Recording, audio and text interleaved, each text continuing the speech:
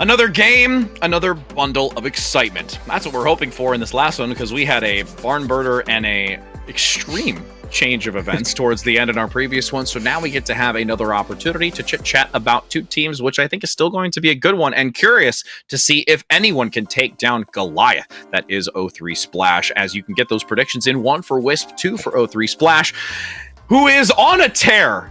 Yeah. Honestly, Kenobi, they have solidified themselves as the top dog right now and are continuing to do so even before we get into the playoff stage. Yeah, I mean, this team looks really, really strong. Obviously, you do if you're undefeated. I mean, the thing about the strength of schedule that they've had is that they've had, I mean, I think it's Strix and this team in O3 Splash who have played like the most 3-2s. Yeah. Like, they've had a lot of 3-2s. I mean, I think that this team hasn't necessarily played like this is, I think, what would be considered their first litmus test besides the Timeless series that they had in round 5. Because I think that is this is really where it's like going to determine if there's like a huge gap between them and like the other part of the bracket of the group stages, or if there's or if it's a little bit more close. Like, that's kind of what I'm looking at with this matchup, because O3 Splash, I think, is favored, but WISP, with the talent that they have, with how good they were last season as well, I think there is a fight that could be put up here against this O3 Splash team that when we have seen them, they've looked incredible. I think that they have all of some really good pieces, but we can look at the WISP roster first to kind of try to talk about their team a little bit. And I think when you look at the WISP team, changes were obviously made from like last season. There is Seonjin coming in. I remember Icy talked about it during the interview, that Seonjin is just an amazing player, like just incredibly gifted mechanically, as someone who, especially in like a tracer role where tracer's like so prevalent, it feels like you kind of need that. And it's wild because this team has two incredible tracers on this team. Yeah, Rocket the other to work alongside, and that gives them, kind of a versatile pool of what they can play, shifting between the two of them. But talking a lot about the DPS, we can't go without recognizing this support line as well. Magic, Maypal, and Squid we've seen have so many pop-off moments. It is unreal, the consistency that we get from this support player. So all around, this team, I do really think, is one to actually combat against this O3 Splash, as we can take a look at their roster with, again, a ton of names that we know and that we are very well versed with. Yeah, I think that this O3 Splash team is a lot of like very single mechanically like gifted players. I think like when I look at like Infected, right, how much he's grown as like a player, coming in as like very much, a Ball was like kind of where we really saw Infected start to pop off on, and like with that Trick Room comp, Boat has grown from like when we were watching him in Northwood as like this player who can really like I think Hanzo was like the thing that I saw him play like most of, but now has grown into a very good tracer player. Lukewarm, the Sojourn has looked great. Neutral, I think, is like the player though for me who's kind of like come out of nowhere and been incredible. I mean, going back to even Collegiate earlier this year on that Rutgers team that got top 4, when that team really wasn't expected to go that far, a lot of it came down to Neutral's flex support play. And the last time we saw O3 Splash on broadcast, I think Worldwide had nightmares about Neutral because of how many times anti-nades were hitting, how good this guy was playing. So I think that this team overall are so gifted individually, mechanically, but the fact that they're 6-0 tells me that there's a lot of really good cohesion to this team as well, which is amazing to see, because this is kind of like a lot of different parts of really good teams brought together. Yeah, and if you didn't highlight the support line as we were going through that roster, I was going to do the same thing, because Neutral is scary. A demon in the back that can really contribute so much for this team, as you mentioned. Oh, there's 7-0. And there's actually 7-0. Yes, it did get updated. That's right. We did just complete another round prior, so they are in a very dominant position. They beat the brakes off of Strix. Yeah, they did. Yeah, it was 3-0. Okay. I mean, they've had 4, if I'm not mistaken, of the 7 all go to map 5, and then all the others alternatively are 3-0. So again, we could get one or the other. We could get a Swifty, or we could get a long one. So we're entering into our first map, which is going to be Ilios for Control. Haven't quite seen it that much, as we are curious to see if out the gate WISP is able to put up quite a fight. And just as an update as well for WISP and what they did in their previous round, they lost 3-1 to Saints. It was relatively close, I think, based on the map score that I can see here and some of the stuff that I'm looking at. But I'll talk about this matchup between both these two teams. Again, this is what I kind of see as like a good litmus test again for WISP and like how close they are to the top, and if O3 Splash is like really kind of that far and away ahead, being as undefeated as they are. We want to make sure that you get those predictions in. We touched on it before, but we're going to do it again because this one, I feel, out of many that we've had, that you talked about it being like 40-60 or like 45-55 or like kind of within those realms. This one I feel is going to be a little bit more one-sided. And the other part that I love about this too is it's the battle of the elements. It's the battle of fire versus water. Is WISP a... I don't know. I mean, it's kind of like fire, right? Aren't WISPs like light energy or something? Or... But like, you know, light does produce heat. Right? Like, come on! You gotta give me that! Like, come on, man! Please, come on! Even a flashlight produces heat. Like, because it's, like, battery-powered. It's light, man! I mean, okay. Give me that! Give me that! Nothing you've said is wrong. It's just funny. It's just... Okay. I don't know. Well, because I don't know. Like, I guess because like when I think of WISP, I think of Will-O-the-Wisp from like WoW, right? Like those are. Yeah. They're not made of fire. How about we do this? How about we do this? Okay, so the whitish gray part of the face is like air, and then the outside orange is like fire, and then on the other side you have like the leaf green. With water, so you have all four conjoining elements opposing one another but fueling the other, because water allows greens to grow, and then you've got wind, like air, that fuels fire because it like makes it continue to grow, like when you're building a fire. Like, I'm taking this so deep right now. You cannot deny me. This is actual scientific fact. What are you gonna do? If I had a mic, well, I'm not gonna drop this mic, but I would totally drop a mic. I would drop the mic for that one. I think you could have just said like it's Avatar, and that would have been like good. That would have been the easy route. I want to go the difficult route.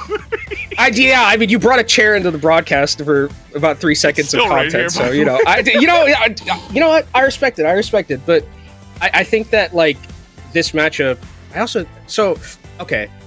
I'm really stuck on now this like whole element thing that you're on. So let's go. So you're telling me that like. The water, the plants are planted, and then the water fuels the plants, but also the heat fuels the plants. But what does the air do? Well, no, because again, it's to their respective elements. So air, like, you need oxygen to have fire, because if you cut off oxygen, there's no ability for the fire to flourish. So WISP, in the center... oxygen air? Is that like... Really? Really, bro? Aren't your parents PhD holders? Like doctorates? Yeah, like you're are. Really gonna do this right now? I will send this clip to them after this broadcast.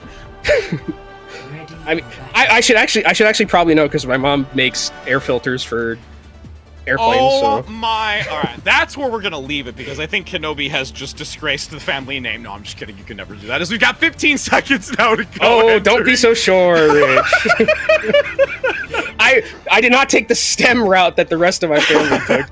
Yeah, this is definitely a more creative route. Absolutely. Yeah, fine arts for me. Oh no, as we've got now the final opportunity for predictions. 30 seconds to go before this map of ruins begins, and we're going to see what's going to unfold.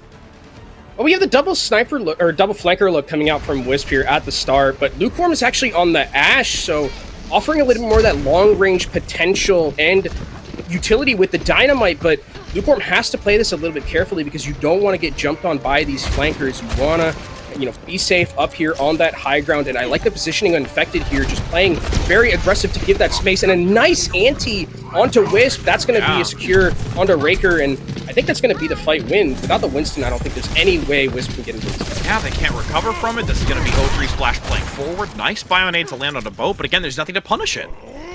And I think it was just really good positioning from Infected for the most part, right? Infected got up aggressive, gave all of this space over to Lukewarm, and just, even if Lukewarm's like not hitting shots, the threat of the Ashe is something that WISP is always going to have to take into account. 20% already accumulated. High ground attained by Lukewarm, who we've seen continue to dominate when they are given a sightline. Nice pickup. Decode getting an elimination onto Rocket, no longer having that secondary harasser in the back. Sunjin is going to go down as well, with Decode getting a two-piece here. Decode gets two. Infected is antied and will end up going down, so I mean, WISP can't really capitalize on this, though, because they don't have their DPS with them. Deco and Neutral have been doing a great job of surviving anything that the WISP DPS are throwing at them. And this is why we see this team perform at such a high level and have this consecutive win rate. They are just so coordinated. They know how to thread the needle, play to their maximum potential without overcommitting too much of it, where they do find themselves getting the short end of the stick. Nice fallback here. Magic Mayfall does get at least the bash onto Boat. A couple of pickups finally come through here for Wisp, and they can start to flourish and burn away the remaining members of Splash, but they're still going to stick around because they want to keep this percentage climbing. I mean, Infected has the Primal Rage, so he's going to be able to survive throughout all of this. Deco, though, gets taken down incredibly low, 10% before that rally. Can Seonjun find a way to get this EMP? Does manage to do so, but I don't think they're going to need it, and that's going to be Wisp taking back control of this point. Really good, I think, engage from Wisp. You know, just at the start, I think, throwing a Nano onto a Winston just to get Lukewarm off of that high ground. It may seem like it's like a lot, or a lot of like resources just committed to one player, but now Lukewarm is in a really scary position where Lukewarm is not going to have any sightline to work with and no space, right? You can see how aggressively Wisp are positioning, and O3 Splash are going to have to work a little bit to try and get that positioning back for Lukewarm. Nice whip shot and denial coming out from the supports of Wisp to really give no ground or quarter to Infected, who's been doing a stellar job on this Winston in this first initial sub map. 33% and climbing. No one from O3 Splash can really break this high ground defense.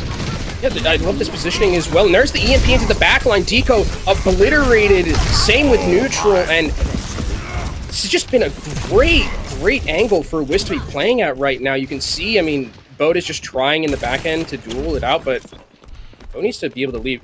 Boat needs to find a way to leave that, because with a Sombra and a Tracer chasing me, that is not a matchup that I think you win. No, and especially with it already surpassing this 50% marker, you really don't want it to enter into last fight territory. Nano boost now to Riker, looking for the follow-up, gets the melee, instantly going to shut them down. Neutral, who has been someone we talk very highly of, not really being able to do much here outside of the initial point that they gained control of. I mean, at this point, you need to make a decision if you're O3 Splash to, like, either go with like Lukewarm's Bob or switch it up, because this has just not been working. They've been stuck here, their tires just continuously rotating in the mud, not being able to do anything, and they're already, Wisp now have eclipsed the percentage that O3 Splash have, and this is last fight territory.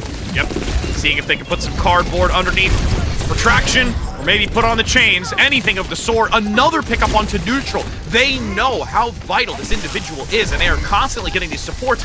Wisp, despite them losing 83% out the gate, have brought this into the overtime, where now O3 Splash has to blitz forward to keep this contested, and a Hail Mary play, Bob onto the point, so it will at least keep it going, so that buys some time for O3 Splash to play towards the outskirts, evaluate the situation, but the support line and Magic Maple getting a counterplay onto Boat specifically, who is the high mobility outside of the Lucio, to keep it going. Once the Bob leaves the point, they can't get back onto it. Rocket gets a two-piece, and that's round one for Wisp. And I think this is a perfect, like, amalgamation of what the Ashe is like as a hero at the current moment, where it's like, if you have space to work with, if you have high ground, Ashe is fantastic. Like, it's so good at being able to just like have those sight lines, use dynamite effectively. But if you're on the low ground against like this double flanker look, and you're not taking, and you have no way to take the space, then you're not really a hero. These are continuously 4v5 fights that they're having, because Ashe simply is not able to have that room against that double flanker look. And if you're on the ground, you are so susceptible to just getting insta-killed by Sombra, Tracer, and Winston. And this is actually a lot closer than I anticipated. We're still falling within that realm of percentage where it's the 60-40, you know, 45-55. So out the gate, Wisp has been able to show some prowess that is exciting and exhilarating to compete against O3, where we cannot cut them out of this, you know, competition just yet. 10 seconds down before the point does become active. You can see that O3 Splash resides more so towards that counter position of the windmill, while really only Boat threatens the angle onto Rocket. Some sticky bombs along with the Trisots continue to look to bring them out of the sky. Focusing beam to follow, but the health value wasn't low enough that they get the extra boosted damage, since they were just above the 50%, Kenobi. Well, that was a really good play from Sunshine, going into the backline, being able to take out Deco. That's a lot of healing lost, and now it's a lot on Neutral to try and pick this one up, but as good as Neutral is, it's just not enough sustainability for the team, and it's so hard to heal, especially these like 2 DPS if you're an Ana, where you have to just like aim and be very precise, whereas Brig, you can just kind of like throw packs and it's a lot more easier to get those members healed up. But Wisp now have full control of all of these sight lines to work with. Nice nade from Squid is able to keep Mateball alive, and Sense now taking up both of these tracers coming up towards their pulse bombs here. Ooh, I was worried for a brief moment there. Yeah, you and me both. I had a gasp of air to be like, are you gonna get it, Squid? Oh, not that time around, but this leans in with the nano boost onto Riker, who is able to just elude the sleep dart over top, not really finding themselves in a vulnerable state and still climbing in percentage. And I mean, throughout all that, Infected went into the backline of Squid and Mateball and got completely obliterated. Wasn't able to get out, trying to get the counter dive, and meanwhile Raker dives very aggressively, but is able to survive. And O3 Splash seem to be just flailing a little bit right here. They need to find a way to take these fights as a unit. They don't feel grounded. Oh, Riker gets out, and what a beautifully coordinated assist. Both goes in aggressive to try and get the chase, and actually may not get it in the Winston form, but the stickies and damage throughput will. Boat the GOAT coming in with a nice 4K there off the back of a nano. You see the replay, these stickies just absolutely dismantle Riker and Rocket, and then that point is just a nice cleanup for this team. But 67% picked up for Wisp, and 4 ultimates for them coming online. O3 Splash realistically going to only have the Rally and the Primal Rage to work with, so they have some sustainability, but Rocket on this duplicate, wouldn't be shocked if Rocket just takes the Tracer dupe, and it's like, okay, we have 2 great Tracers. Oh, actually going to be the Ana and Neutral. This time it's their turn to get antied. Neutral and Deco getting instantly hit with that, but they actually persevere through the initial part of it. They force out the Rally, and as they look to heal themselves, it leaves Lukewarm and Boat vulnerable for the rest of that transition. Squid, throughout all that, hit an absolutely bonkers sleep onto Lukewarm, who was just on the ground and just really just picked up by the Rocket there in that fight. And Deco gets antied again, falling down. And we talk a lot about Neutral going into this series. You mentioned it a little bit also. Squid is someone who needs to be recognized as one of the best that we have in terms of those flexibles. Now, as we approach another overtime position with 10% remaining, O3 Splash still has quite a bit for them to be able to bring this into a round 3. Bolt support ultimates online, while only Neutral is about to have theirs for O3. Pulse Bomb from Sunjin gets a instant elimination onto the Brig, and this is a lot now onto Neutral, which has already been punished on multiple occasions leading into this. Boat picks up the Brig play to subsequently gain the extra healing necessary, but Neutral goes down. A knock off the edge, the boop comes in. Wisp is absolutely performing at such a high level right now, catching O3 off guard, and they're not even ready for how well Wisp has come out the gate, blazing with ferocity.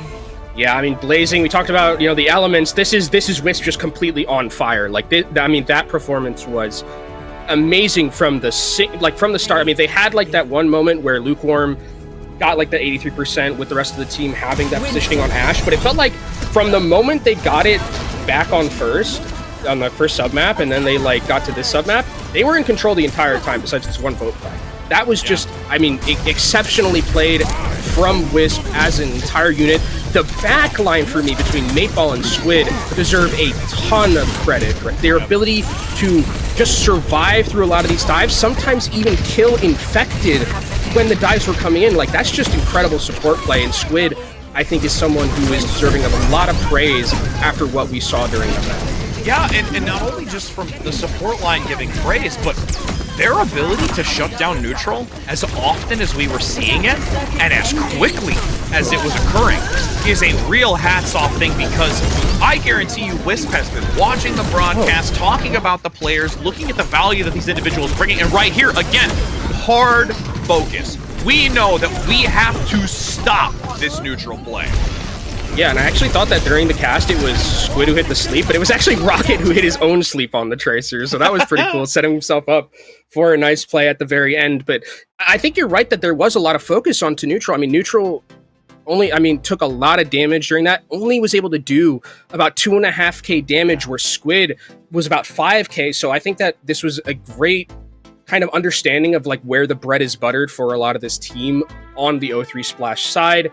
Granted, it is control, so like as we go to these other maps, things could sometimes change a little bit. But if WISP continue to play this good, like I think that they are a team that really needs to be looked at as being, you know, towards the top half of the group, because I was like, this is like a litmus test to see like, is O3 Splash really that much better, you know, than the rest of the teams that are like potentially like in that like 4th, 5th, 6th spot.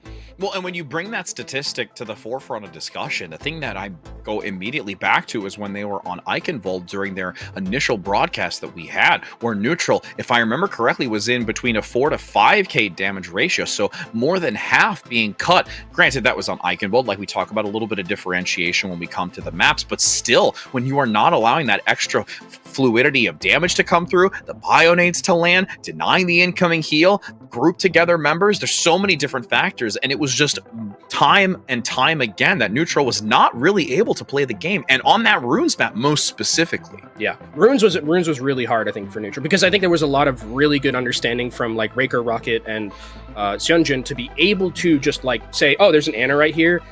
There's really nothing they're going to be able to do against 3 of us, right? Especially because there was no like other counter DPS. Like there was, I think they ran Tracer still with both, but like there was still just Ashe kind of sitting there and like not really helping out too much in that regard. So I think that just overall from WISP, that was just a really, really clean performance. And we do have our next map. It is going to be Numbani. So I actually don't think we'll see too much change because Echo's still very good on this map. Winston's still very good on this map, so this could be like a relatively similar style of gameplay that we saw back on Ilios. Now the difference is that, you know, staging and positioning will be a little bit different. Maybe Neutral gets a little bit more time on the defensive end to really hit those nades, but I think that this is going to be kind of similar in terms of stylistically and compositionally how we'll see this map play out, because it is, you know, very much favored toward the composition we just saw in Ilios. Yeah, and I mean, the biggest factor too is, granted, I know we've seen a lot of map 5s from O3 Splash historically of the 7 that they've totally played, but it's really one of those times for WISP to say, do you bleed? And is there weakness? And taking this first map is a time for them to acknowledge that they are able to outmatch their opponent, and how these next maps are going to unfold is something that they really have to keep a hold of, because imagine you getting this win. Like being the first team amongst any others to actually be able to shut them down. Just the mental fortitude, the rally and boost that is necessary when it's going to lead into these last rounds before playoffs, and then even having that confidence going into playoffs. There's so much that can be brought in just with the mental from it. I mean, especially after the difficulties that this WISP team had. You know, it was obviously a very different team. It was, in Spring Series. There are some members who are still like around, but with like what happened in summer or Spring Series, where they were top of the group, finished in the first seed, and got bounced pretty unceremoniously out of the tournament at like 5th, 6th. So being able to kind of like bring back your momentum and kind of still like let everyone know, not just O3 Splash, but like, you know, this WISP team is still here to play. That would be a really good indicator for them going forward as we load up into this and see who's on the defensive end. It's gonna be, looks like, WISP on the defensive end, and Rocket's gonna be sticking on to that Echo. Yep. It's gotta be awesome to be like, hey Rocket, you could just play like something else. We have a really other good Tracer on our team. Don't worry about it. And then if it's ever just like, hey Rocket, do you want to play Tracer? Absolutely. You go ahead and play what you want. It's exciting, and again, it's so nice and refreshing as well, because yes, it has been a roller coaster for WISP in the recent future. So being able to start really gaining this type of traction, still being a competitive team, having that type of versatility in their composition and depth of hero pool is so rewarding for them as we continue to work through this group stage. As the doors now open with O3 Splash, looking to see if they can make themselves in an even map score here. Neutral already taking an anti, but shouldn't matter too much as WISP are going to start moving forward. And again, I think this is going to be very important in terms of the poking style, as actually, it's interesting, we're seeing both go on the flank. We usually see a lot of the time more of that just like poking coming from the middle, but here comes the dive and engage, trying to get Meatball, and Meatball is obliterated, taken off the map. Wow, what a core. Oh, well, nice job though coming in to counteract it. Rocket does get both, but left vulnerable for Lukewarm to finish him off. That was, despite it being such a patient moment at the start, once they had the timing and the communication, they blitzed through that. I mean, this is contestable though from WISP, and Meatball will be back relatively soon with those respawns, so It is possible for Wisp to continue fighting here, but O3 Splash have control of this high ground, which is going to be brutal for Wisp. There's so much weaving from Sunjun down below on the Tracer, making sure to keep it contested, as there is a fraction of a meter to get into that, and now they will gain it. 5 minutes and 30 seconds maneuvering into this payload phase. Yeah, this feels more like the O3 Splash that we've seen before, where that was just a completely and utterly perfect dive to start things out. Directly onto the Bring in the back line, they win that fight. Now it's going to be O3 Splash with a lot of momentum going in through second here, trying to take all that space away. Pulse Bomb available for Lukewarm. See who's going to try and stick it on. Neutral. The Hail Mary from downtown behind the bus will not connect, but those darts sure will, and this is where you're going to see that increase in damage output be a lot more viable for them. Every extra bit of damage that can be contributed into this is going to just allow them to snowball. Pulse Bomb onto Squid, removing that support who we've highlighted quite a bit in the previous one as we've done Neutral before. This is just O3 Splash continuing to be on a tear. And I love just how aware that this O3 Splash team is being right now, where they're not letting like Xianjun get into the backline, right? You can always see that the supports have their head on a swivel, because Xianjun and Rocket were really important in that last map of just getting into the backline, and they're not really having that moment anymore. Xianjun is having a hard time really finding value getting into that backline. Nano at the ready. Is aware of this flank from Sunjun. Nice bio as well to buy some time, but there is a lob and a half from Squid to dismount Iku and Neutral from up top, as well as Riker, who's going to get slept and left undamaged, so they do find themselves in Dreamland for longer than they would anticipate, as they are knocked away by the flail. Whip shot gets them the secured knockdown. Raid boss continues until finally the nano boost ceases. Now with a counter rally, Magic Mayfall's going to take dominance, and Rocket going to have some brick play of their own. And finally, it looks like Wisp are going to be able to stop the bleeding at this moment. O3 Splash do have respawns that are relatively close, so they should be able to get back into this one relatively soon as Neutral is able to respawn here, but O3 Splash, 2.5 minutes about taking off their time bank so far. Wisp, Pulse Bomb again for Xianjun. There's also going to be this Primal Rage from Breaker, so the backline has to be incredibly careful to not die. Xianjun keeping an eye out for the supports. Oh, it is slept! Backpedals into their demise, with Lukewarm getting the final blow. Recalls back to reset 5 versus 4. This is a chance to secure these last few meters with 3 minutes to go. So they have more than enough to work with here pushing into this. They just need to keep themselves coordinated, as we've seen before. Get an elimination independently onto those. There's a nice disruptive play from Riker, who is very vulnerable in the back. The focusing beam actually gets blocked by the bull statue, so it will not bring them down entirely and allows Wisp to recover. So there's a lot of poking and prodding going on, but I mean, Wisp have used a lot of their cooldowns, and for O3 Splash, they're just waiting patiently, knowing that they have the time to work with here, and waiting for that perfect engagement where they can go in aggressively, potentially throw an nano onto boat and have them just push forward and instantly assassinate them. Still playing the high ground. Ooh, that was a little bit more damage I think they would have liked. Really having to watch that recall timing to get back to full health. Nice engagement here. All three jumping onto Squid, so they have completely removed them from the equation, separating Magic Mayfall to the outskirts. This is an extremely spread out skirmish for both of these teams with 2 minutes to go and such a short distance remaining. Riker able to get rid of the support is so vital, though, and giving Wisp another attempt. I think that was a really good counter dive, though, from Wisp, right? They know that there's a very aggressive dive coming in from Infected and from Boat at the same time, so Wisp say, hey, you're not going to have any cooldowns to get to the backline and follow us, so Wisp dives onto the backline, creates a lot of disruption, and that fight doesn't look that clean because of all of just the mental RAM that was being used for O3 Splash to try and have that fight split into two. Time dwindling. Oh, dangerous health values. Infected getting knocked around like a chew toy. Will be able to get top back up, though, as they fall back to the supports. Neutral picked up. Nice job by Wisp. This is going to enter into final fight territory because O3 Splash needs to leave this. I mean, all the momentum that O3 Splash had for those first couple of fights is completely gone right now. And with 60 seconds left, I mean, this is potentially the last fight that O3 Splash is going to get here. They do have a rally to work with to have some sustainability, but Infected having to use the Primal so defensively like that, it's just such a worrying thing, because now that just lets Raker just use it any way he'd like. He can be aggressive with it, or he can just dive, or he can use it defensively as like a get out of jail free card. Yeah, and even if it wants to be used offensively, you can use it to just maneuver players away from the payload, especially as we get closer to this overtime, so they can't keep it contested. Now, Rally, up and running, shield active, looks for the stun, focusing beam, gets rid of Rocket, which is so important because the duplicate was just about to come online. There is a massive attempt from Squid to withstand this onslaught, but Lukewarm gets the stick.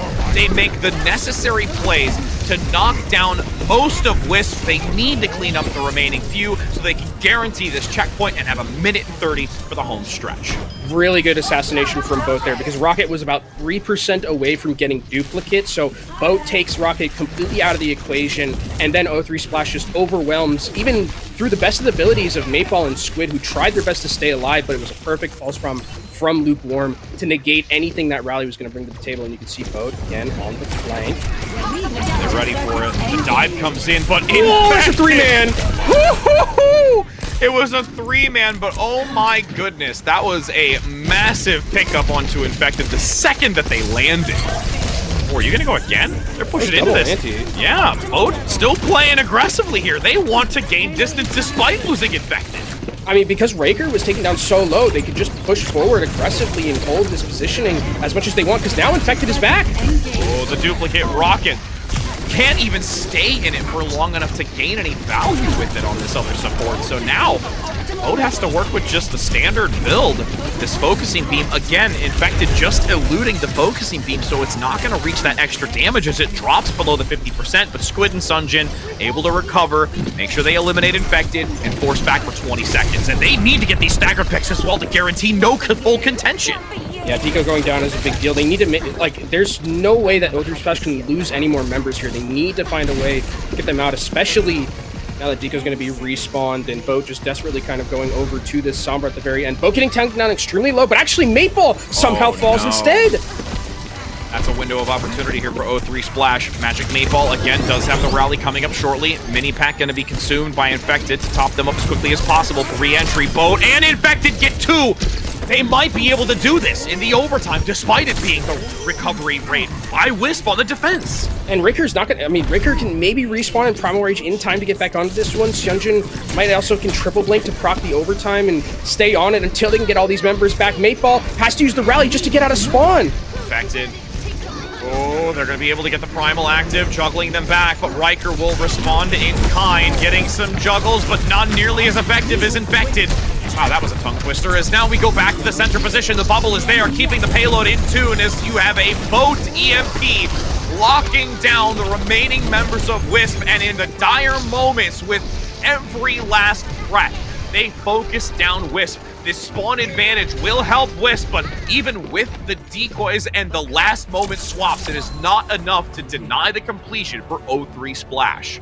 And O3 Splash probably just wiping some sweat off their brow because they're like, that second point was a bit scary to work through. We almost threw away a 5.5 not minute what time we wanted. bank, but yeah, not exactly what they wanted. But this was really good at the start. Like this dive was incredible to start things off, and they eventually got like staggered a little bit here on the defensive end or on their offensive end, but eventually they were able to make it work. This sleep was absolutely disgusting. Who has had like a much better and I think much more space in this matchup, particularly on Numbani than we saw in Overwatch. That's the biggest thing, is the space. It's given so many opportunities where we see the POV, not of just healing, but finding those offensive bionates, looking for damage in windows. It's absolutely necessary.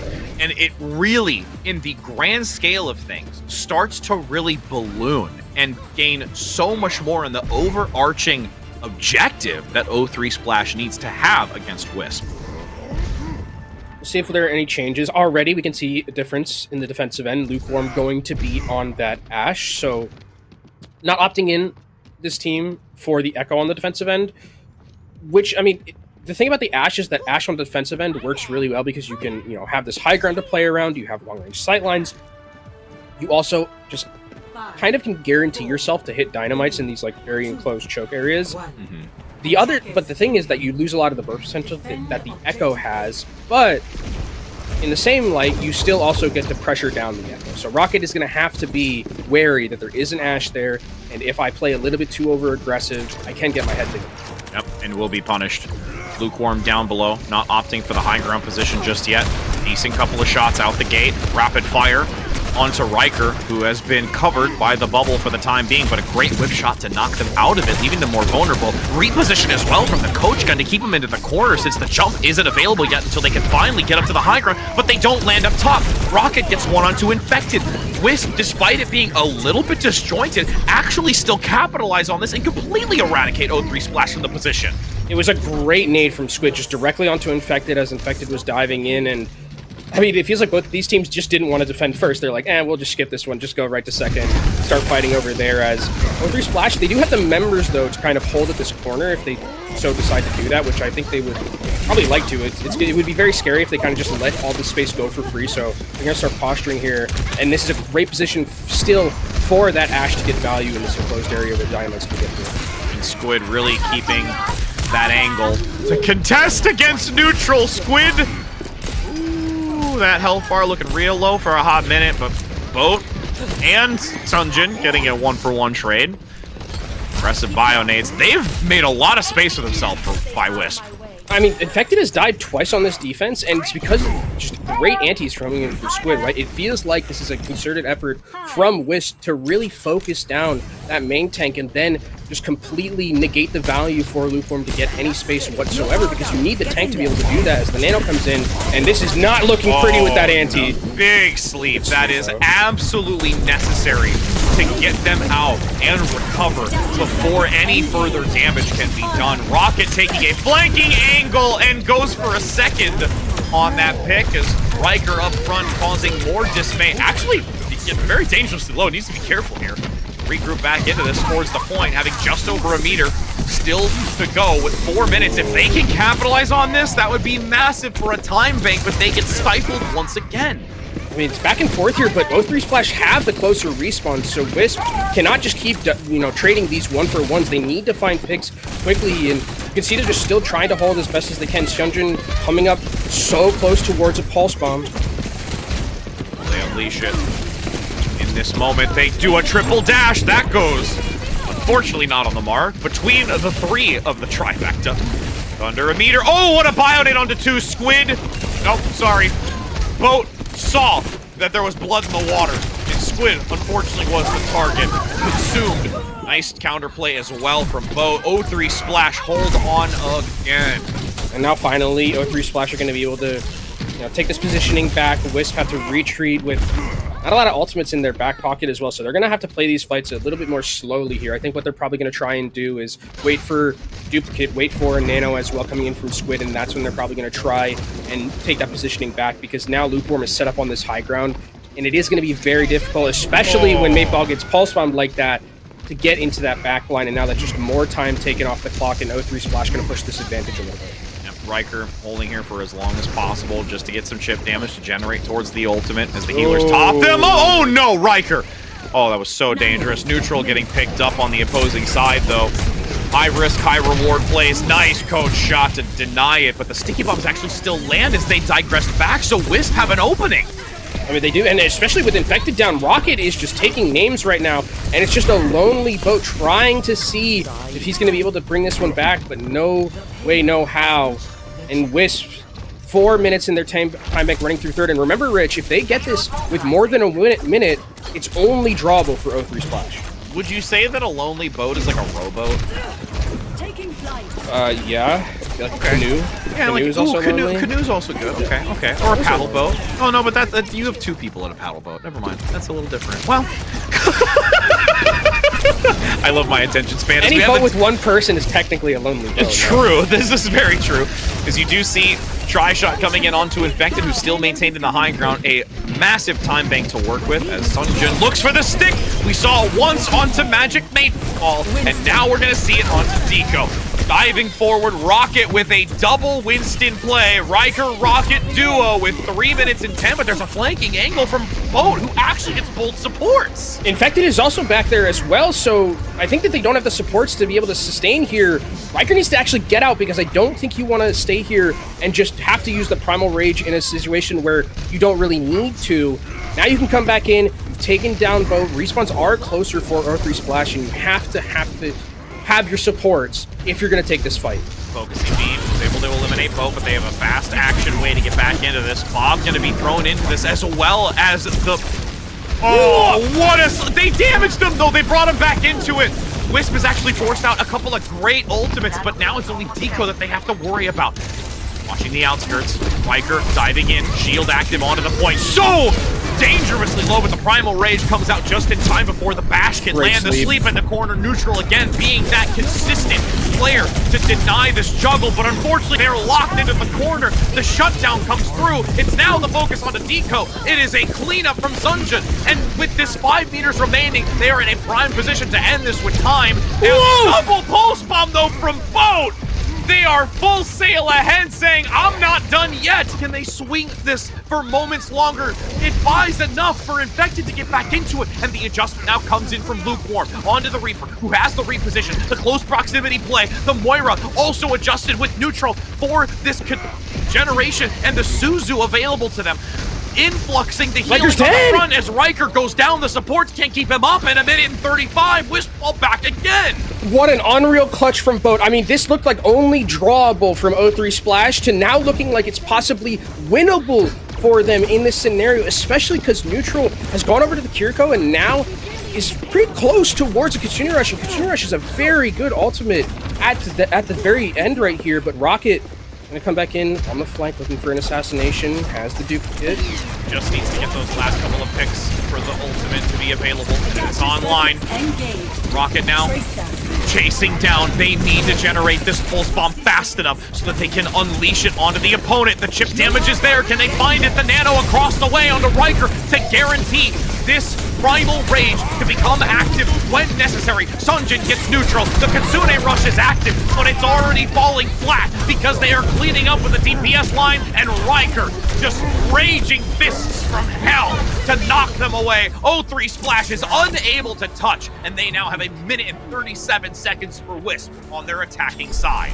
Yeah, and they should be thanking their lucky stars that Boat got that double pulse, because they almost didn't have that singular minutes. And I mean, just completely out of nowhere, Boat with a double pulse. Boat the Go probably being spammed in chat quite a bit right now. But I mean, this was a really back and forth offense coming in from WISP. And I think that one of the things that really kind of made the difference to me was Sunjin really started waking up a little bit on the Tracer. Yeah. A lot of the pulse bombs were starting to hit, getting some good one clips in that backline, putting down that pressure. And again, it's wild that this team has like two of probably some of the most prolific Tracer players we have right now, and I think that this is a matchup between these DPS that's actually like really, really impactful. Battle for the ages. So many pulse bomb eliminations in this last 3 minutes.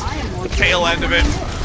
We will see it conclude, and due to the time bank being smaller, it will be O3 Splash on the attack first with only 60 seconds to their name to make this effective. I mean, granted, if we really want to talk about how the two previous rounds went on their respective sides, the 60 seconds is more than enough time for them to take this initial position. Oh, yeah, I mean, both of these teams just didn't want to defend first. Yeah. So maybe we'll just have them both not do that again, and then we'll just hash it out at second, which is where we'll go. Yeah. But I think now if you're Mateball, you probably are...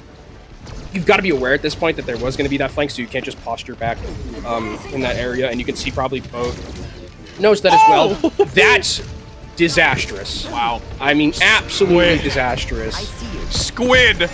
Did Squid just retap him? That's what No, there must have been other damage. There's no way that was just Squid. If it was just Squid, that's absolutely insane. Because that's influential in this now final fight now it's with 30 seconds to go. No, it's literally this and nothing else. Infected being forced down from the high ground, looking for re-entry. Needs to be cautious. Whip shot comes in again. Magic Mayfall just completely dislodging Infected. Lukewarm in the back being checked by Sunjin. And they find a value proposition there. Oh, maintaining this frontline angle, though, alongside Infected to dive forward. The damage is high onto Rocket, but they can't get the sightline onto it. Can they get the melee? Oh my goodness, Magic Mayfall gives some coverage, gets the whip shot as well. It's a trade in the kill feed, but the overtime is commencing. You need to have Neutral and Deco play forward, but there's no other high health value targets to body block for them, and they deny any ticks being gained on this initial attack. Yeah, and that was all, I mean, off of that one just engage that they started with, where Boat died so early. They only had that last chance, and it was close. I mean, they had a couple of kills in their back pocket, but it just wasn't enough for them to take them over the line. And now it is truly only drawable for this team. I don't know. When was the last time we even had a draw? Yeah, actually, now that you say that, I don't remember the last time we ever had a draw. I don't remember that. My goodness. We've been overdue for that, too. We got it's been 0 days since Charles the Ninth, and we personally haven't had a draw. I believe from our production, they're saying there has been a draw. Got one draw, okay. Yeah, we've had one, so it's feasible. Not yet in our cards that we've been playing, which I know you've been doing a lot of card playing actually recently, so it's ironic that I use that term. Yeah, I packed the Soul Ring. Yeah, serialized Dwarven Soul Ring. No, I mean, I miss Magic the Gathering. It's been a long time since I played that. There's going to be like 5 people who understand the significance of what I just said. Hey, there's quite a bit of viewers. Maybe it's like 10. Yeah, 10 people understand Double what digits. A Dwarven Soul Ring is. Double digits indeed. As our production gives us some funny Lord of the Ring gifts in the background. But yes, seconds dwindle, minute and 37 on the clock here for WISP to be able to take this. Only 1 tick is necessary for them to be able to gain a second map point. And Lukewarm staying on the Ash here, trying to just be in that position to put some pressure down onto Rocket. But if you're WISP, you have a little bit more time to work with these engagements, so you can play like, a little more slowly than you would have previously. You can try and take these high grounds away and get those dives onto Lukewarm or someone in the back line like Neutral. That's really what they're going to be looking for on this side. Big aggression across the way, massive transition. Rocket gets deco. This should be the step in the right direction. The domino now effect is online, but will it be able to make a full decorative display on the floor below? This is a massive turnaround from WISP, and they have really put a challenge in front of 0-3 Splash. WISP is now on match point, denying 0-3 from even taking a map in their first 2. Unbelievable. It's crazy to me. I mean, this has been an incredible performance from WISP. It just looks so crisp, so clean from them a lot of the times. Just their focus as well and like target selection in a lot of these dives has been like impeccable. And I think as well, the backline, I talked about this a little bit in the previous map, deserves a lot of credit. They are living extremely long between Maypal and Squid, and being able to like kind of have those moments where like if you're infected, you can't necessarily dive onto that backline for free and get those 2 kills because they're just live lording. Yeah. They just continuously manage to find ways to live, unless it's like Boat getting a pulse like that, or there's some ultimates involved. Like if you're just making these raw neutral dives, Squid and Maypal don't die as much, I think, as Neutral and Deco have, at least throughout the series. And it's also just their understanding of the architecture. There were 3 separate POVs that we get to see where there's this attempt of the focusing beam or the chase or the follow-up where they're playing these angles and hugging these walls and denying visibility where they can't get those microseconds worth of damage that will change the outcome of the fight. But with it being a 2-0, that means that we reach an intermission point, so don't go anywhere, friends, because we'll be returning to see if WISP can make this a swift 3-0, where 0-3 Splash can battle back. You like solving problems. Problems like how to stop that Tracer from deleting your backline. I know just what you're thinking. Go bring a turret. But y'all can't solve all your problems by simply bringing an extra friend to the battlefield. For that, you need the Contenders Torbjorn skin. Solve your problems by connecting your Battle.net account to Twitch. After that, watching Overwatch Contenders Summer Series will contribute to your drops progress, letting you claim your Overwatch Contenders Torbjorn skin. Even your turret gets an upgrade. Warning, the Overwatch Contenders Torbjorn skin does not come with extra or upgraded turrets. Build instructions will not be provided. By picking Torbjorn, you waive a claim towards any destroyed turrets. No refunds, no exchanges, and no take-backsies.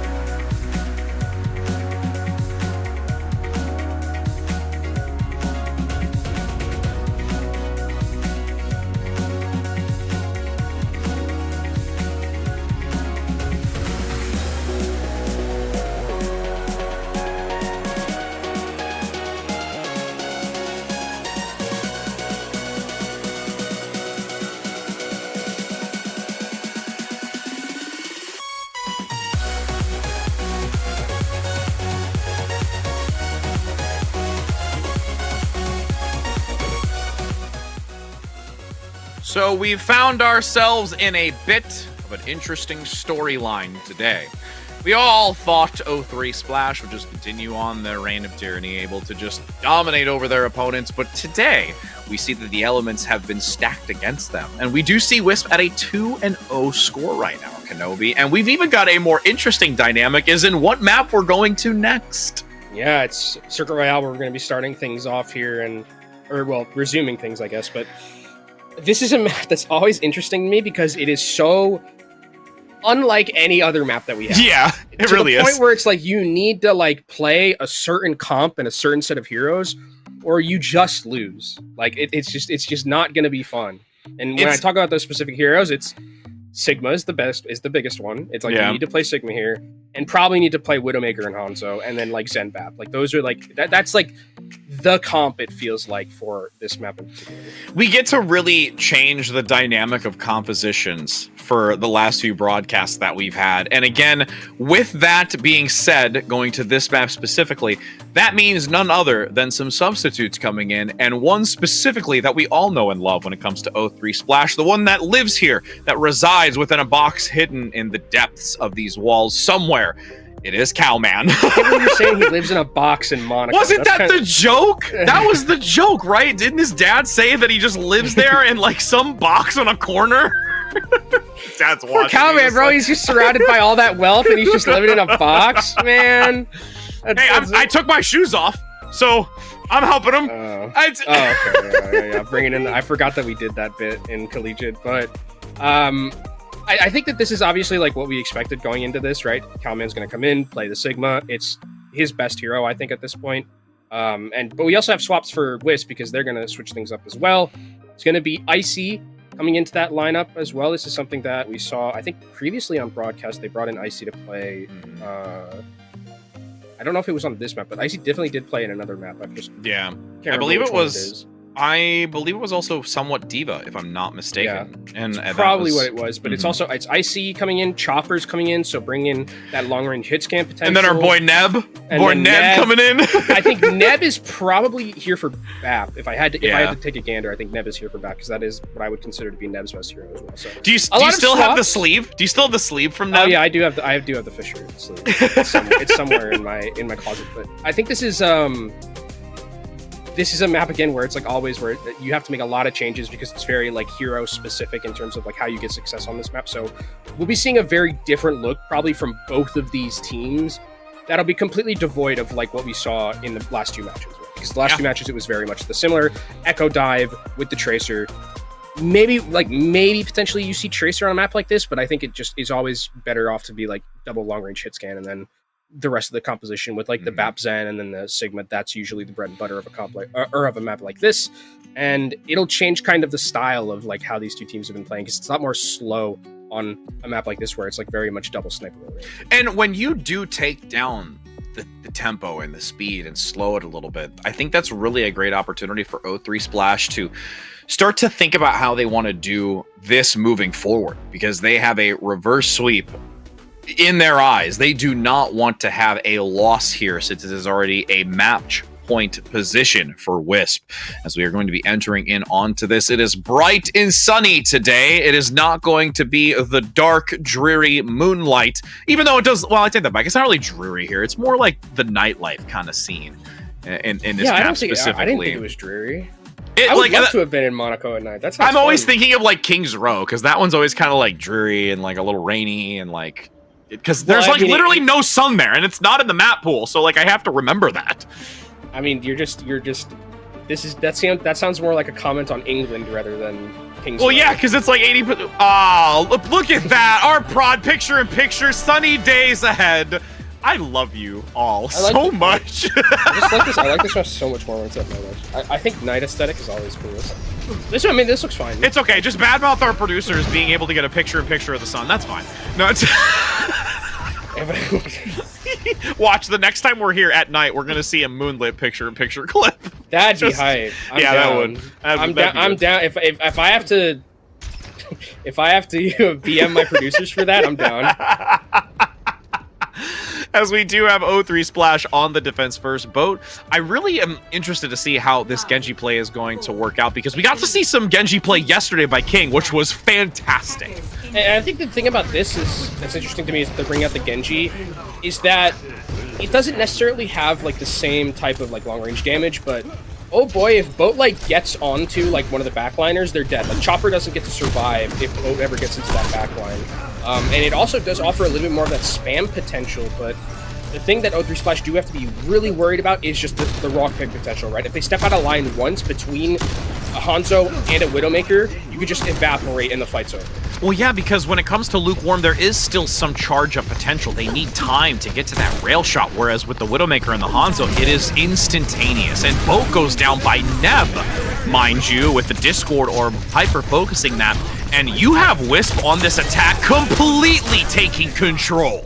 Yeah, I really love this decision-making as well from Wisp, where they know they have like somewhat of an advantage to like just push aggressively, right? Because they know they have like these long-range hit scan, and they know O3 Splash needs that time, right? You need time for Boat to be able to spam. You need time for Lukewarm to get that rail shot.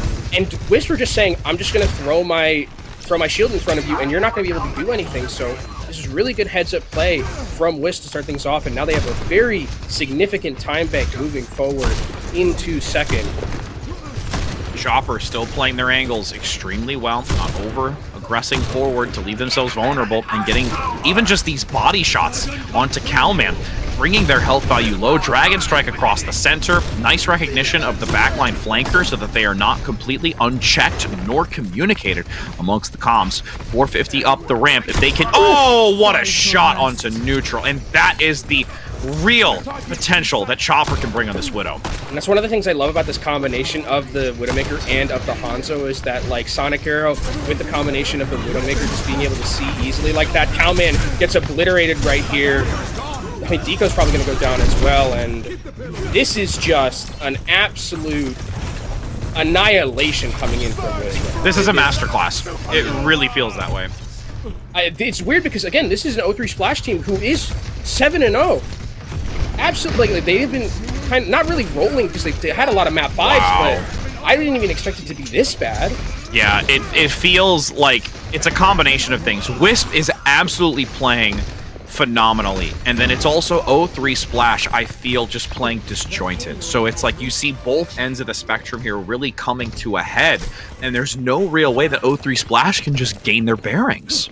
I don't even know if I'd call it disjointed, because it's very hard to, like, highlight this composition against what Wisp are running, right? You need to be, like, incredibly potent. Boat needs to be able to get into the backline. Lukewarm, realistically, unless we're in third here where you're a little bit closer, he's not going to get value in those open areas because you need an ability somehow, some way to match that 1-pick potential, and you never will against a Widowmaker and a Hanzo when they're playing like this and have all of this free space to work with. Boat has just been realistically spamming the entire time. Same with Lukewarm, they haven't been able to get picks. They haven't even been able to accumulate an ultimate either. Boat is just on the cups, eclipsing this Dragon Blade, which hopefully will be something that they can hold their hat on. As you've got the Flux for now, Cowman progressing around the corner once they do drop to the ground, but there is the Immortality Field in the wings from Nem to keep them topped up and secure. No real concern at the moment.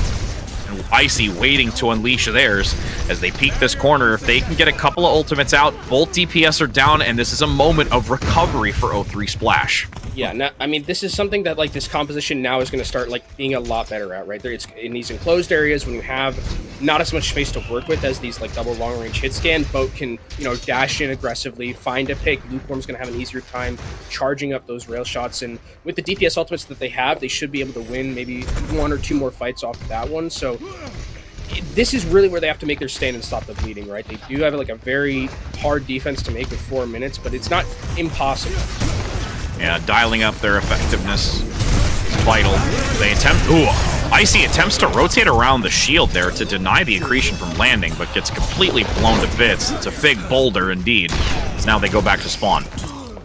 Syndron gonna go down here, and I wonder who's gonna win this match. Oh! Oh! Alright, Bo needs to be respectful of these two up here, as he does have the healing available to him, but... Ooh, that was spooky. Oh, but... a Flux in the outskirts? This over is so towards. weird. Yeah, I feel like this is a quick play game. As weird as that's gonna sound, with now the Transcendence being popped towards the outside, it allows them to recover, at least for the moment, but once it falls, neutral gets picked up, both DPS are cleaning up from Wisp, and Icy back to the front line! And somehow, some way, I mean, Wisp were able to turn that fight with a couple of very key picks from Sunjun there, and now Wisp are going to start moving forward. They have the sights as well from the Widowmaker. 0-3 Splash need to get back onto this one. Calman's so close towards that Gravitic Flux. Overclock needs to be big here from the high ground. Oh no! Oh, Squid! Squid, as we've talked about before, when you're on the Kiriko, it is absolutely unreal how consistent those kunais can be. They have opened up the floodgates. There is some counterplay from Boat in neutral, but they are only 2 meters away. If Icy and Neb can continue to maintain here, despite there being the overclock and Boat actually gonna come in. They're gonna turn this around. Yeah, Deco's back here with the healing as well, and I don't know where that Dragon Strike was going, but that felt like a celebratory one, and they didn't win after that. That was not my favorite Dragon Strike I've ever seen, but hey, sometimes, you know, sometimes you get a little bit ahead of yourself, and that's what happened there, it looks like. But 0-3 Splash, I mean, continuing to mount this defense at the very death. Dragon Blade is going to be available for Boat, so Chopper going to have a really tough time navigating this next fight unless there is some sort of immortality, which with the Kiriko and with the Baptiste, there's that potential to peel for Chopper. Sunjun counting their chickens before they hatched. Oh no. As I say that, Sunjun is just going to get rid of Boat and chips away at Calman. Almost gets even a fade away onto Lukewarm in the back. Are we going to see another kunai takedown? The reposition with the swift step down below. Collapsing up towards the payload, sticking here in the bar area underneath. Icy popped up. The Kitsune Rush will be a win condition here, especially because they have the amplification matrix. Oh my, nobody can walk in front of that doorway, but Boat in the back with the dash reset, and the blade continues to hack and slash through the health bars. The Suzu buys a few more seconds as Squid gets the takedown. 45 seconds. They need to reconvene, but the thing is that there is still the spawn advantage for 0-3 as Deco comes back out with the Kiriko. Palman down. They've lost the tank. Neutral has the Transcendence, who's gonna proc it going into this and bring it even closer to the overtime. Kenobi? I mean, they don't have the DPS with them right now for Wisp, so they don't have a way to really secure these kills. Boat is in the backline, taken down so low, but gets healed up. Playing back towards the payload, you can see Deco in the corner, hugging the wall. Don't want to leave themselves vulnerable because there's not really an opportunity to top themselves up since Neutral's focusing elsewhere. Deco still low, getting finally, oh my goodness, Chopper wants the shot, but they can't get it. And the Venom Mine destroyed. 5 seconds to go now. Neb in the back is gonna get extremely critically low, but they have the Immortality Field to survive. The Amplification Matrix, once again, mind you, in this, gets to pick up onto Lukewarm, which is absolutely necessary. It is overwhelming 0-3 Splash in the dire moments here in the overtime where they get just enough to conclude this map with a team kill. And I mean, if you're Wisp, you're kind of, you know, nervously just wiping the sweat off of your brow because you had like a 5-minute time bank going into third, and it almost got completely stripped away, but you at least guarantee yourself that at the very least you'll get another attack. But this start of the map was just completely, I mean, a lot of it was Sunjun just being able to just pump out so much damage that there was no way 0-3 Splash could keep up with their own DPS line.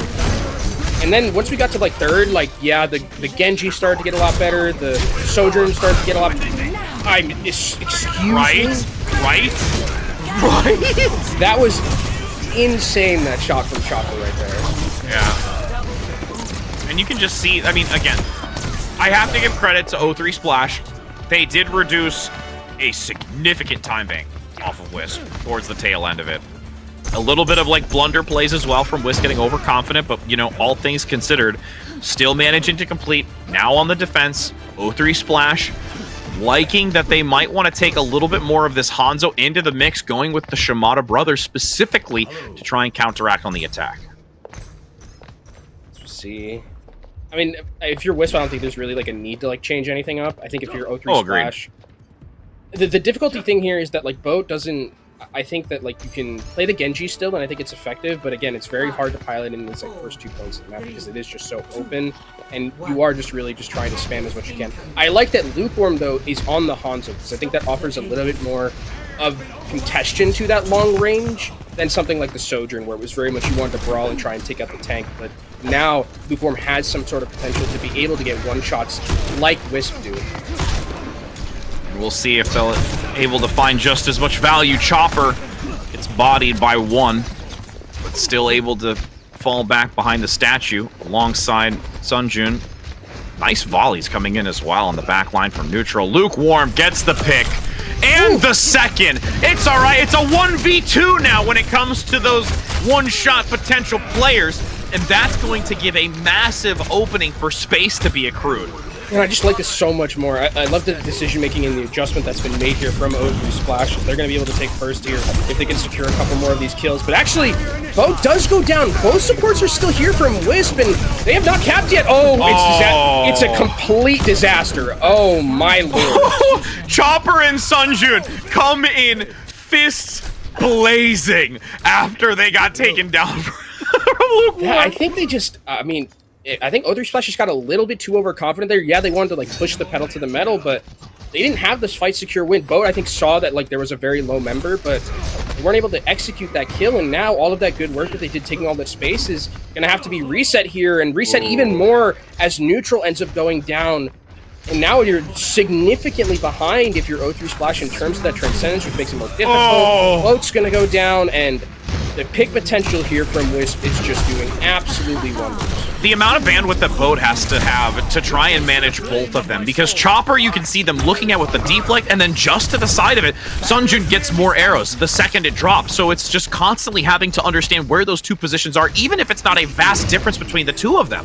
We're gonna get Ooh, Squid, there it is. Oh my god. That just Zenyatta volley things, you know, Donna just a freeway, just see if you can hit anyone there to get the kill, but we'll see a re-entry coming in from O3 Splash. There are sights on the other side from Chopper, so Wisp do need to be careful about where they're positioning. Probably just wait this one out.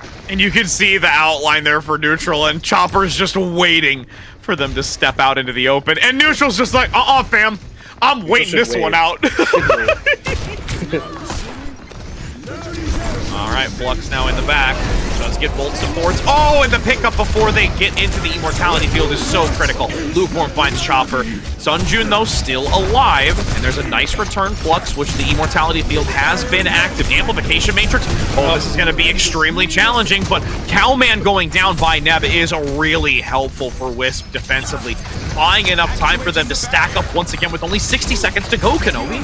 Yeah, O3 Splash aren't going to be able to contest here. I mean, the Dragon Strike comes down from Lukewarm just to try and zone members off, but eventually, they're going to be back here on Wisp, and they're going to have a Transcendence to work with, so a lot of sustainability still here. Lukewarm getting taken down. Solo eventually falls to Chopper. So does Boat. That's both the DPS gone, and now it's just a reset for this O3 Splash team. They're about to get full hold if they don't start changing things up. Lukewarm, desperation. There's no way. No, you didn't, Squid. You are dirty.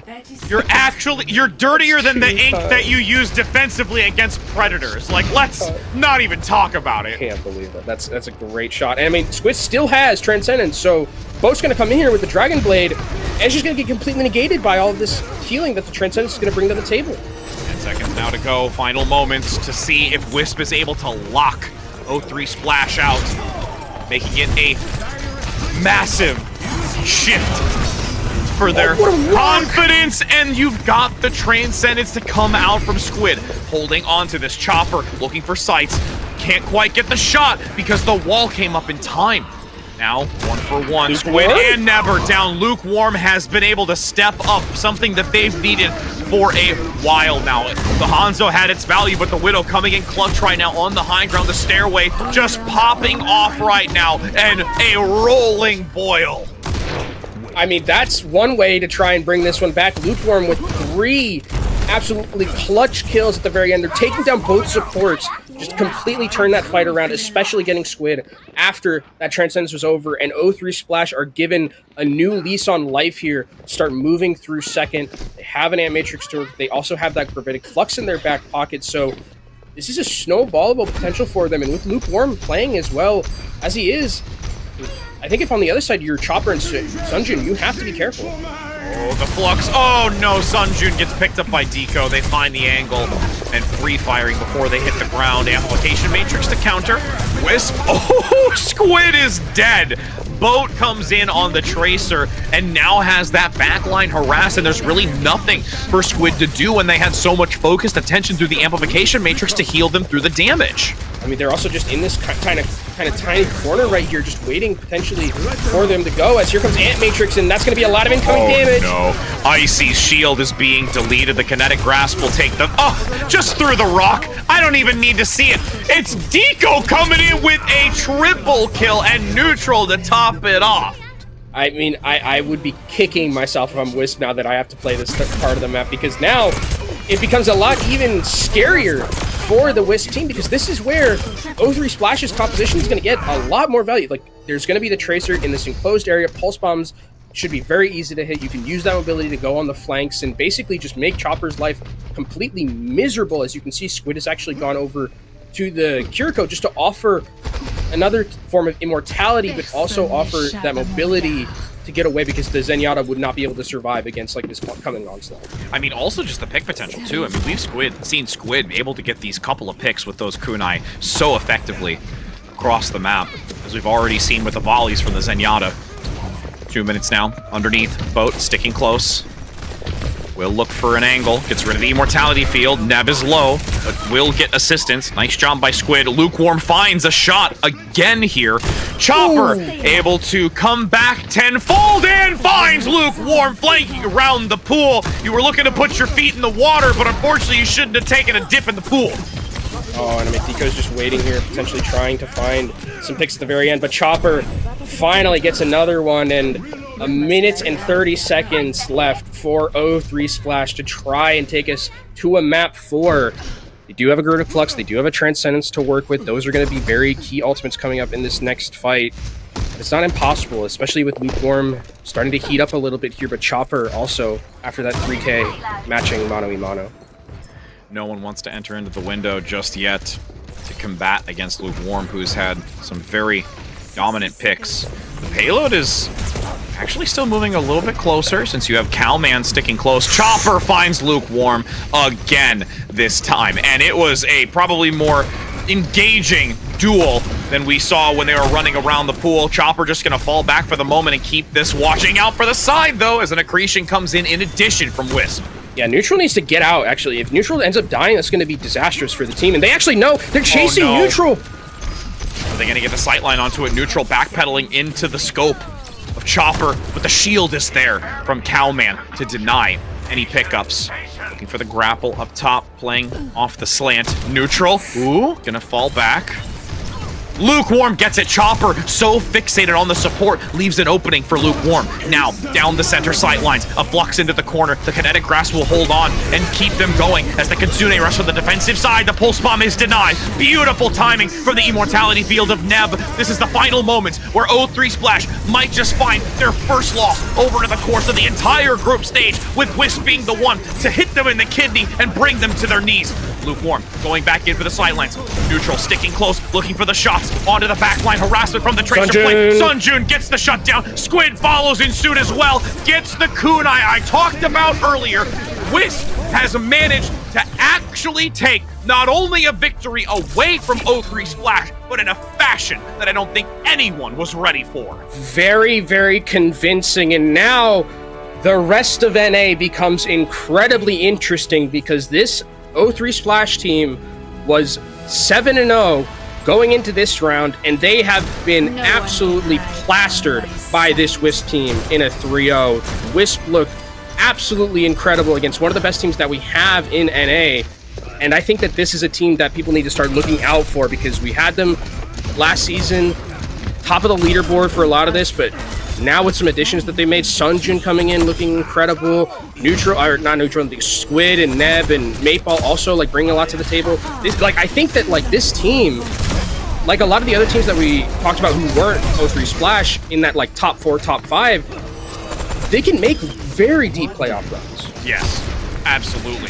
And just real hats off to this squad. They've like we mentioned, had a roller coaster of an adventure in these last several months, and now coming in their prime, live on broadcast, mind you, taking down a team that all of us, I think, truly thought was indomitable and that could not be brought down, and have finally shown some weakness. They've bent the knee for now, but this is a hats-off moment to WISP, and they are, I guarantee you, in those comms, elated for how this turned out.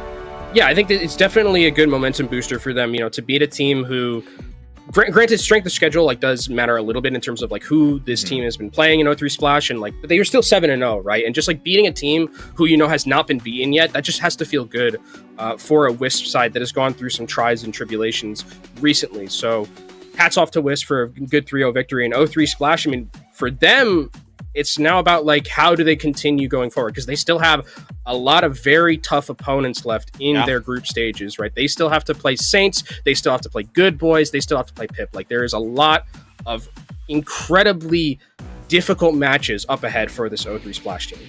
Yeah, they've had a little taste of reality to show that they are not invincible, as we will get to see more matches ahead before entering into, of course, those playoffs later on. But before we get any further into discussion, we are going to take a short break to get an interview with Riker, so don't go anywhere.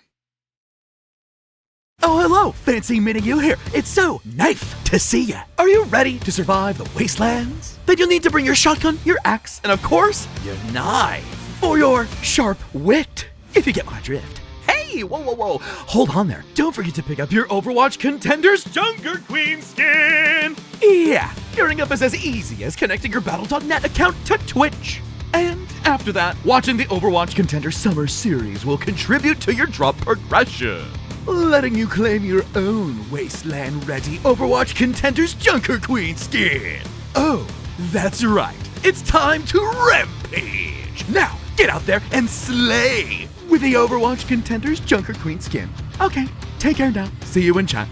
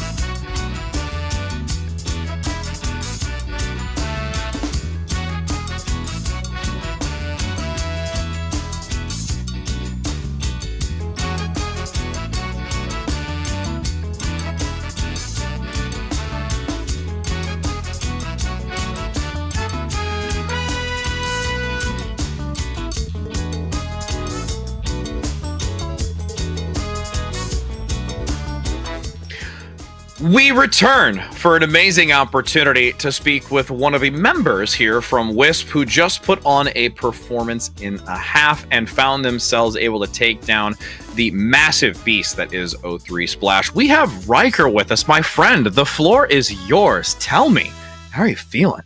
Yo, what's up, guys? It's Riker here from WISP.GG's. I hope you guys enjoyed watching WISP duke it out versus the Titans of O3 Splash. Currently 7-0, now it's 7-1. I really appreciate Kenobi and Rich Rad for casting us today. I really love y'all's casting. I'm feeling great. Yeah, we love it. Well, thank you. Yeah, that was good. I mean, I don't think I could have done any better than that. That went about as. How long did you make that strip? Yeah. How long did you make that script for? You've been waiting for that one, haven't you? I've been waiting a little bit. I'm trying to make some more content on the WISP.GG's Twitter, to get our name out there. But I'm really happy to be here, and we played our hearts out today. That's an understatement. So talk me through a little bit about this series, because it's coming into this, it's we have to play the team that's like 7-0, and like in terms of like strength of schedule and things like that, they were still 7-0 regardless. So like, what was the preparation going into this one? Because it obviously probably meant a little bit more to be like the team that knocked O3 Splash off this pedestal that they had. Yeah, I see what you're saying. O3 Splash 7-0 doesn't mean a thing to us, because we take every map by map to live in the moment, deal with problems as they come. We did know that Lukewarm likes to specialize in that Sojourn, and they do. I know O3 Splash, I know all the players, they love to put Lukewarm on that pedestal. They love to put him on that pedestal and play for him to carry. So this match, we really try to zone in on that and focus down Lukewarm, and I think that's really what brought us this victory today.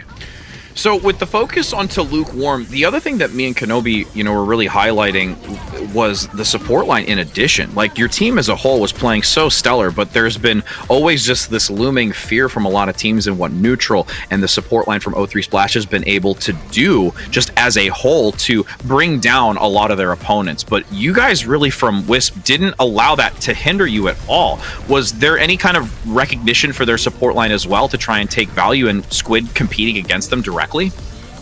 Yeah, so as far as the support line, we at WISP.GG's on Twitter like to more so zone in on our own playstyle and enforce how we like to play the game.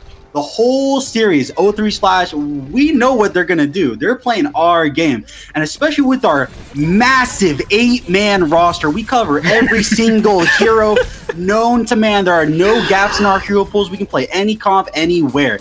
So we make sure that we got this down on lockdown, and I really think that our flexibility and able to shut down Lukewarm and shut down Infected really made us have some momentum to keep the series going and close out 3-0.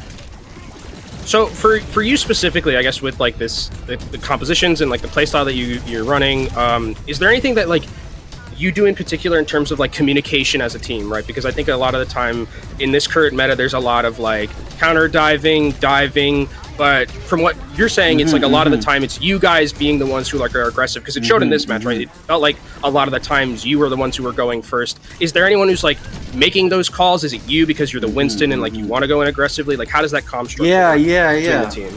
So within our comm structure, we like to we're pretty free-spirited. We take ideas from all over the world, from Squid's head, from Meatball's head, from Chopper's plans. We like to kind of make a combination so we all know what we want to do in the fight. And when it comes to playing aggressive, naturally, all of us are pretty aggressive players.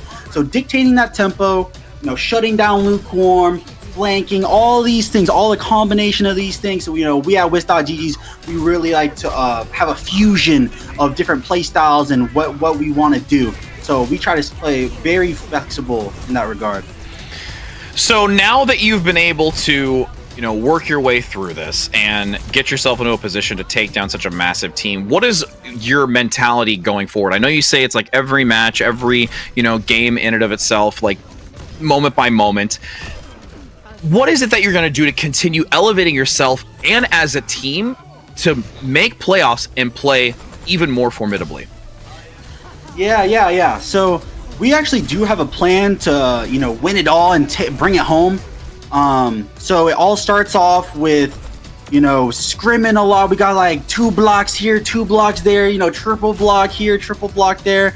And we try to work as hard. That's the main thing with WISP. You see a lot of WISP players go to Overwatch League, King, Crawley, CJ, and even some other players there. We're a really hard-working team. So I think as long as we keep continuing working hard and making sure everybody's on top of their game, we can bring it home and win Contenders. Okay. Okay. Well, this has been a great interview so far. I want to, and I keep you here for a deliver. Just one more question. Do you have any shout outs for anyone out there? I feel like this is a question that you're really going to enjoy. Is there anyone you want to shout out? I do have a message for somebody. Okay. The floor is yours. Go for it. Infected, you think you're the king? No, I'm the king. All right, choice words indeed. You know, I gotta say, if you ever, you know, when you maneuver away, if ever away from like esports or competitive play or anything like that, I could see you as a PR person. Like you'd be the figurehead of some organization, because you're sure doing it here. We like to keep the positivity bouncing, reflecting off each other. You feel me? We just absolutely. You'd be a great marketer. You really did. Great marketer. Yeah, absolutely. Go right in for those handshakes, being like, "I'm here to meet you, my friend." Well, we have to tell you, it is an absolute privilege and pleasure to be able to talk with you, Riker. Thank you so very much for the time, and energy, appreciate it. And I can't wait to continue seeing how you and your team perform moving forward. So thank you so much. Thank you, Rich Rod and Kenobi. Appreciate it. Thank you, Riker. What a way to end the day. I'm okay with that. Like that's how we end it. Yeah. I like interviews like that. Those are always some of my favorites. Riker was a great personality to talk to. Learned some stuff about WISP. Learned what their plans are for the future. WISP.gg. Yeah, WISP.gg. Gotta shout him out on Twitter. Make some content. But I think that like this WISP team is now starting to find their momentum, and beating a team that was 7-0 is going to be great for them going forward. We can actually take a look at how the day has been, not just for NA, but for also EMEA at some point as well. But we'll go to NA first, because that's where we're starting off. Afterlife 3-1 Rift there. So a good interview, I think, as well from Rhino, talking about the things that Afterlife wanted to work on and trying to get that 8th seed. And then WISP 3-0 O3 Splash, which is something that I think that a lot of people weren't expecting going into this one, but WISP really strutting their stuff. Yeah, absolutely. They were full of oxygen to boost the flames. I really had to bring that in one more time. So we're going to take a look at the standings now. We're going to just completely toss that to the wind. Again.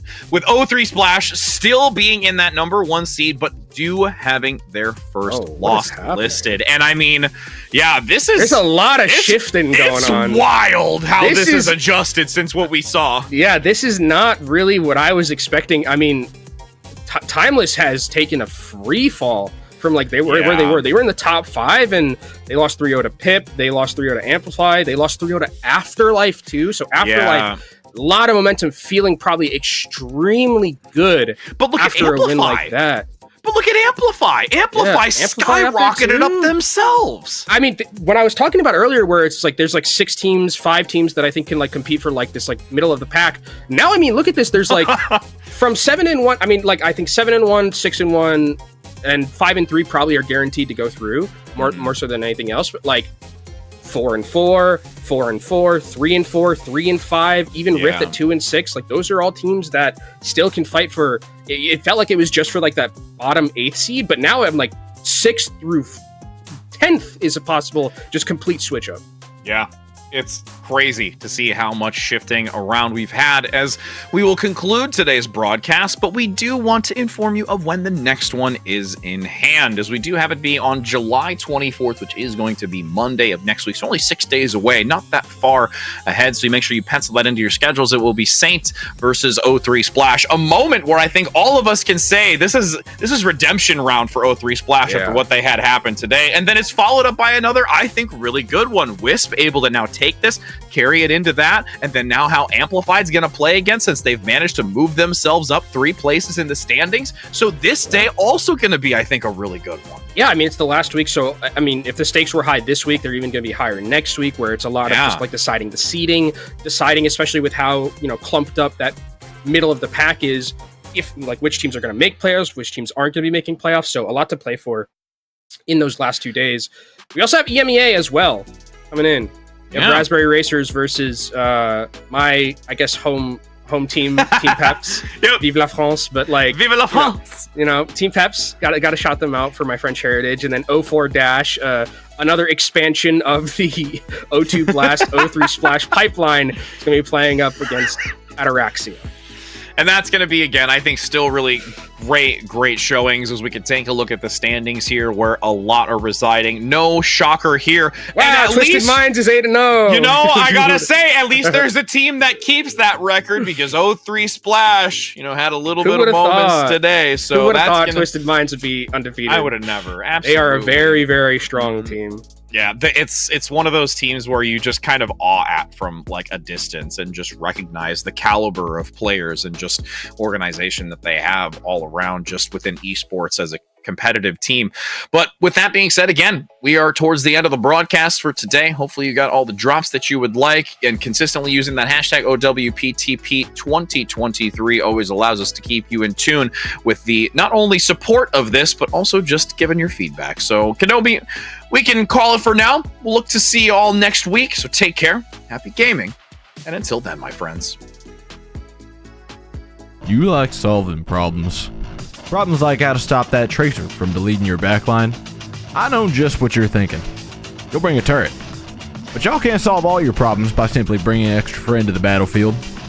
For that, you need the Contenders Torbjorn skin.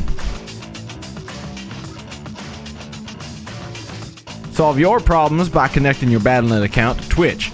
After that, watching Overwatch Contenders Summer Series will contribute to your drops progress, letting you claim your Overwatch Contenders Torbjorn skin. Even your turret gets an upgrade. Warning, the Overwatch Contenders Torbjorn skin does not come with extra or upgraded turrets. Build instructions will not be provided. By picking Torbjorn, you waive a claim towards any destroyed turrets. No refunds, no exchanges, and no take-backsies.